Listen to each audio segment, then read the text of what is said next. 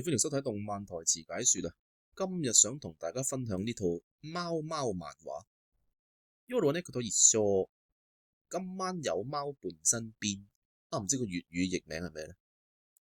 咁我自邊就係要分享呢個貓奴富太君豐太同埋佢隻肥貓 Kruger 古老家嘅對白啦。咁首先貓貓講咩呢？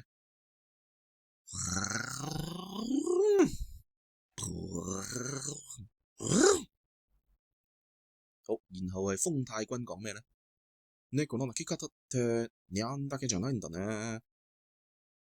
？OK， 咁我哋解說之前呢，要學識呢個文法係個呢。咁呢個呢都係好多日文老師啊忽略嘅家伙嚟，佢哋會覺得就係強調呢樣咯，強調嗰樣咯嚇。正確嘅意思係咩呢？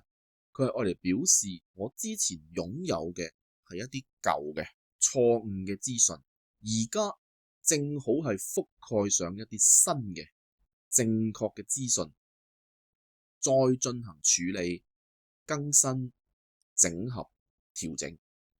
好複雜啊，講得簡單啲講，即係話我以前認為掌握或者擁有嘅資訊係 A， 但係經過今次事件之後，原來正確嘅資訊係 B，所以 B 呢個資訊而家就覆蓋咗我舊有嘅資訊啦。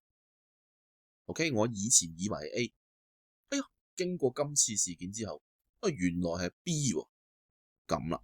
所以佢呢個呢係愛嚟修正自己嘅諗法用嘅。我有啲嘢搞錯咗，原來係咁嘅。咁譬如我哋睇翻佢原句吓，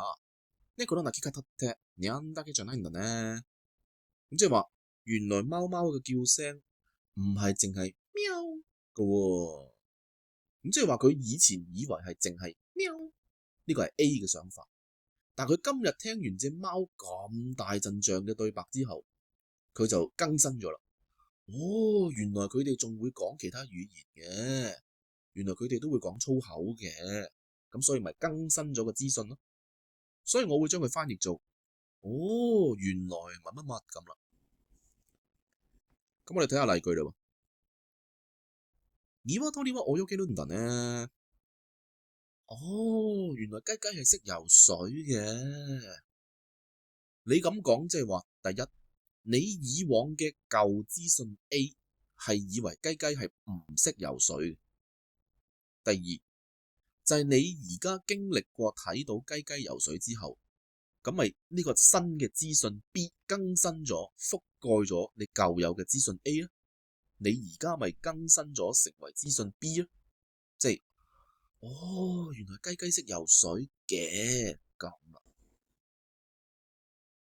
咁所以我哋理解咗呢個核心 grammar 之後，我哋翻嚟分解呢句啦噃。咁Kruger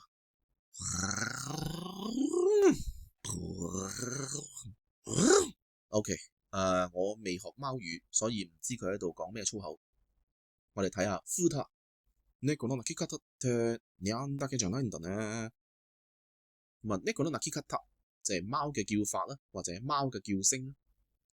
然後て就係表示我要為前面嗰樣嘢、前面嗰樣事情做一個說明、做一個定義、做一個分析。而家我就係要分析翻俾你聽。貓嘅叫聲呢樣嘢咧，咁嘅意思啦。咁所以佢都翻譯唔到。然後即係貓嘅叫聲啦，だけ就只係啊、只有啊咁啦。じゃない唔係啦。但呢頭先講過啦，佢更新咗啲資料啊嘛，就係原來乜嘟嘟咁。